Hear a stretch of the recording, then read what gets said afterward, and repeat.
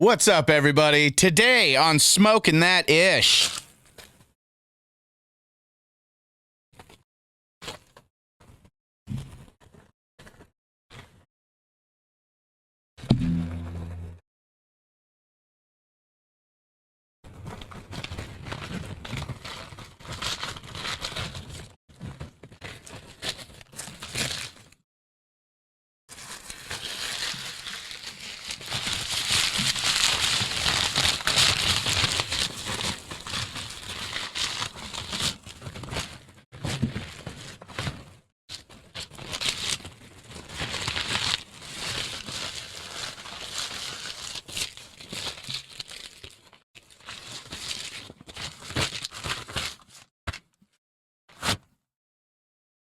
Today, we have for you a few different things that I'm looking at today. Plus, we're going to go old school and do it how I used to do it. No scripts, no research. I'm just going to fucking wing an episode today. So here we go, okay? First off, I got some more of this grape rock candy and banana buttercream, I do believe is what it's called. It's a hybrid, and these don't say who it's from, but I know that that is a DNG one, and it is 26.47%. I got myself a solid 5 grams because this one is really good. And I went to the flower shop today, so shout out to the flower shop.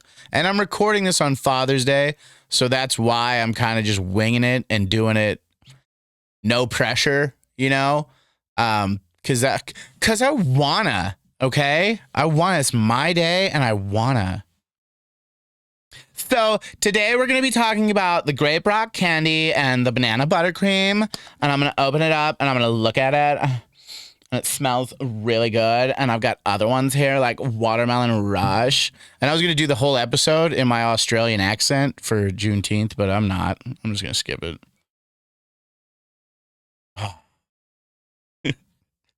This grape rock candy is really, really, really nice. Now they give them a hard shake there at the flower shop before they open them, and I know that it's not a big deal, and I know that I'm part of a very small group that bothers, but it just does. There's a hair. Flower shop.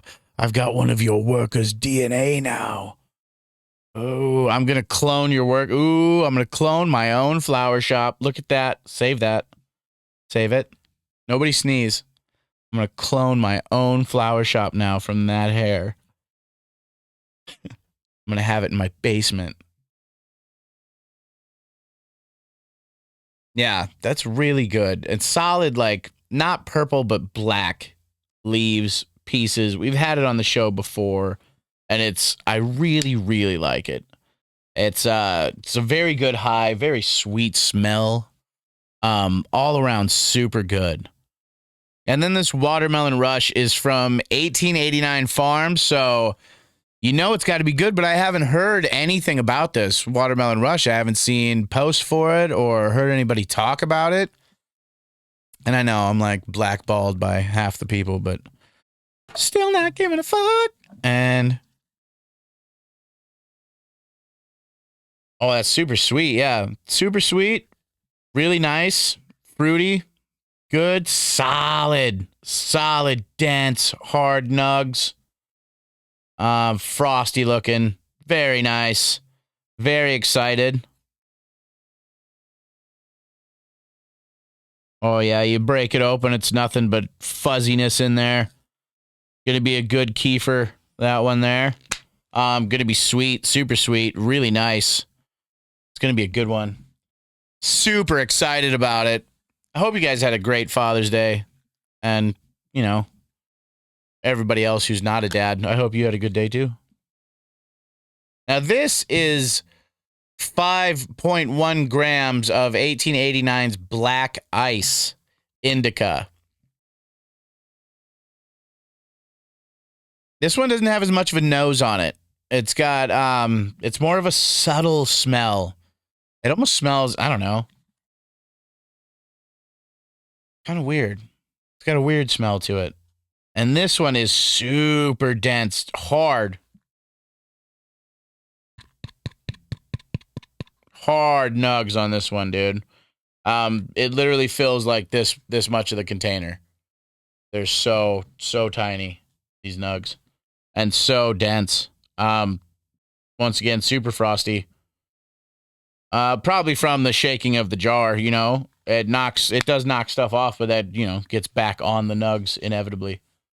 And I picked up some more of Belushi's Farm LA Kush just because I kind of had to, you know, 31.06%. And it's just a really smooth, it's a hybrid. It's a nice, smooth, medium high. Very, very good. Yeah, it's another one with just a strange smell to it, but really super frosty and nice looking. I mean, just there's so much good stuff out there right now.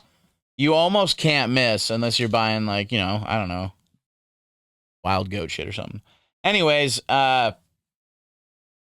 this stuff is super, super, super nice. I really like it. I'm really excited about it. Trying a different mic setup. I know I keep bumping into this thing, but I'm trying a new mic setup because I don't like this thing being right in front of my face for the like 5 of you that watch this on YouTube. So, and the rest of you, I'm sure, listen to it. Yeah. But a lot of people listen to this while they're like gardening or doing other stuff, cleaning the house. I'm a motivator. I motivate people. Yeah, this is really good stuff. You can check out more at belushisfarm.com and at Belushi's Farm on Instagram, and I'm sure other places as well. Very, very nice stuff. Very good. Now, what did I pay for this stuff? Well, let's find out at the flower shop here in Sioux Falls, located at 2211 West 49th Street, Sioux Falls, South Dakota. I got the GRC and the BBC. I got the 5 grams for $61.93, which is a great price. 1889 Farms Black Ice, I got at the same price.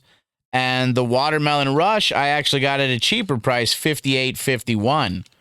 And those are all acceptable prices as far as I'm concerned. And then with tax and all that, came out to less than $200. Yeah. Started out with 15.5 gram allotment and down to a 0.25 allotment, but that's okay. And before I went there, of course, on the way through Mitchell, I had to stop at Superior Buds and see what was going up there. By the way, Bobby Boy just signed us up for another barbecue competition July 6th in Woonsocket. So be there or be sad you didn't get delicious barbecue. Your choice. Leaving it up to you.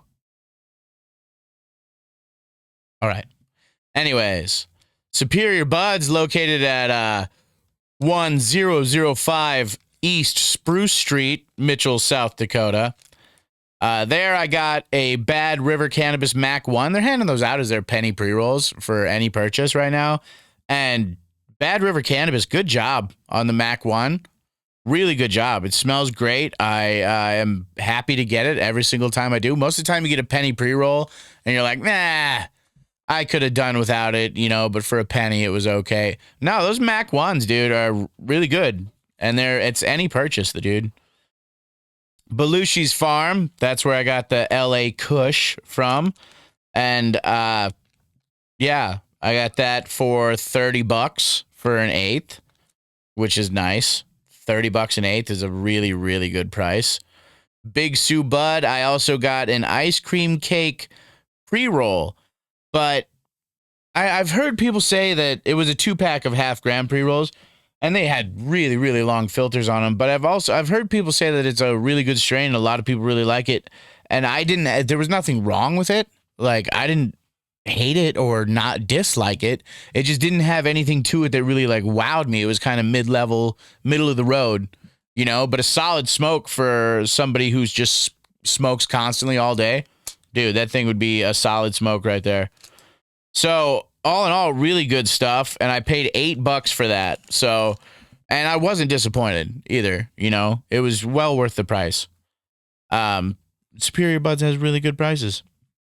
And that's what knocked me down from 20 to 15. That one. Well, 20 and a half to 15 and a half. Yeah. So I had a really good time. That's what I picked up for Father's Day.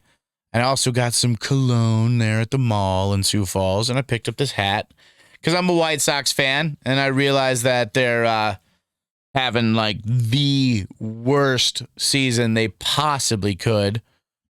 But still, I'm a fan. I don't give a shit. I'll be a fan regardless. But it is a red hat, so from a distance, you can't really tell what I'm wearing. So that also works out for me. I've been talking to Gage a lot from he does Garner Glass, and he's had a lot of good stuff to say. He brought to my attention the CRC, which is a form of, after the BHO, the butane, removal. You do the CRC and it removes more of the color and all the chlorophyll and stuff that makes it kind of not good, can make your dabs and stuff harsh, give them a bad color. And it's got a lot of the, the higher up people, the more, I don't want to call them like pot snobs because they're not really snobs. They're just the people who are more into the high end quality stuff, and they can tell, visually and smell wise, they can pick out their dabs, things like, it doesn't make you a snob. They're the more, they're more interested in how their dabs and stuff are made, and they're more educated because of that. I'm not going to put a label on that. Yeah, they're kind of concerned with the CRC because you can turn really drab, kind of not great weed into really good dabs, or at least really good appearing dabs. And also that uses things like, I don't know how to pronounce this word, but diomitaceous, whatever, clay, and something else. And I probably said that first word horribly wrong. I haven't looked it up since yesterday. But that could be a real concern. Now, the tests and the results that they have that these are dangerous came from people being in like mines and stuff. They were, miners, people who mine.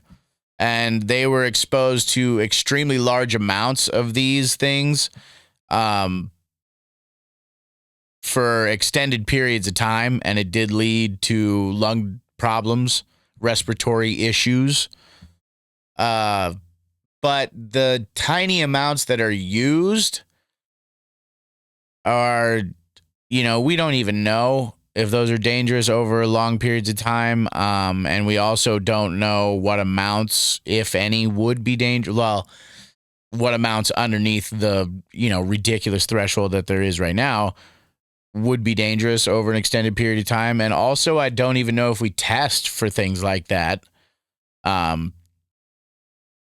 So more research really, really has to go into that. But people are using it. Almost everybody's using it. Just so you know, pretty much everybody out there is using it. And it's a good way to save, what would have been a good plant, but like tanked for some bullshit reason, so, well, not a bullshit reason, but any of the hundreds of reasons plants can fail. And you could still, it's a really good strain, and it's got a really good, and you could save it and turn it into a dab using that. But is it dangerous? And there's rumors that it pulls out all the terpenes and all the cannabinoids. But if done correctly by somebody who knows what they're doing, you can do it with removing none or next to none of the cannabinoids and terpenes. People believe that you have to remove them all and add in some later, and other things like that. But there's a lot of myths going around about it because it's new and the internet does what the internet does with things.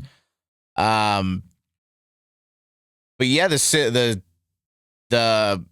simple answer to it is we really don't know, so dab at your own risk, I guess.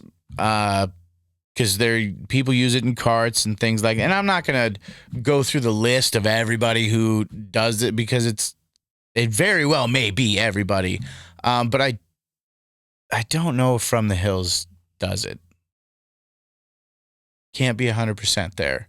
I haven't been able to talk to a lot of people in the industry since I was, I don't know, unwelcomed into the group. I haven't really reached out to anybody from the Hills. I'm not saying that they're dogging me or anything. I haven't really reached out to them. I've just been kind of minding my own business on stuff. I still have my opinions on things, and I will voice my opinions whenever I see fit, regardless of how that affects me or this show, because I started this show to be honest, I didn't realize I was going to be one of the few people who is honest, regardless of how that affects their social status or anything else. I didn't realize that. I don't know. I didn't think it was a big deal. I probably came out hot maybe on some of the issues because I do tend to stew over things and stuff. So I probably came out overly aggressive on stuff, but I stand by the things that I said. I've talked to other people closer to the problem than I was. And yeah, I don't support bullying or any form of it. So, and everybody else that wants to talk any kind of mess towards me, you don't know, bro. You don't know. So you weren't there. You didn't talk to anybody involved except for one side, and you don't know. So yeah, whatever. I'm going to keep doing what I do, man. I hope everybody had a really good Father's Day. If you've been digging this tapestry behind me, this is Cloud9, buddy. Cloud9, proud sponsors of the show. Not like any kind of financial spot, but they donate to the show on a regular basis. So I'm going to say that they're sponsors. So big shout out to Cloud9 and Mitchell there. Really, really appreciate you guys. This tapestry that we have right here is beautiful. This one's going to be hanging up here for a minute. Might find a new one for the other one in case I do another at the desk episode. When I gotta record by myself sometimes, stuff happens, big family, big stuff going on. But I appreciate you guys. I appreciate especially the new subscribers. Thank you very much. I appreciate you.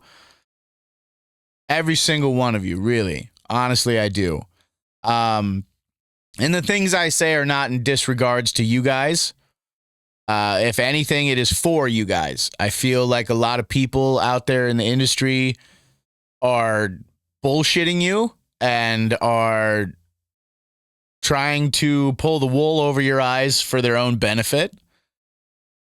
And whenever I find out stuff like that, I will be talking about it, even if nobody else is, even if it gets me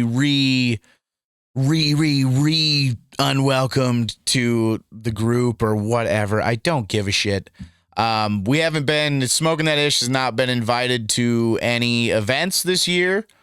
We have not anything. And I know even some of the people that subscribe, some of you have put on events, dude. So, yeah, I know we're not the most popular people, but if you support us, you do. If you don't, you don't, and I'm cool either way. Just, yeah. If you're out there trying to please everybody, you're not going to please anybody. Stay true to yourselves, stay true to what you believe in, and do what makes you happy without interfering in someone else's happiness. Okay? You can go out, strive, be number one, and still be a nice, humble, kind person. Okay? Unfortunately, my job, or the way that I see it as kind of reporting on cannabis in South Dakota and around the nation, is to bring up what's relevant, whether it's shiny and happy and positive or sometimes dark and negative. The world is both, okay? And this show will be both. But I support people that want to be happy all the time, just not at the price of creating a happiness mob that then attacks and disregards anybody who's not quote unquote happy or kind. Because these same people, when they're not, recording, basically the rule is you can say whatever you want behind closed doors and feel however you want behind closed doors, but don't voice your real opinion out in public if it's in any way negative towards anybody in the industry at all. And that's horse shit. That's fake. That's pretend. And I am, unfortunately, for the massive amount of views and stuff, I am none of those things. I'd rather have 10 viewers and be honest than have 1 million and be full of shit. Thanks for smoking that, Ish.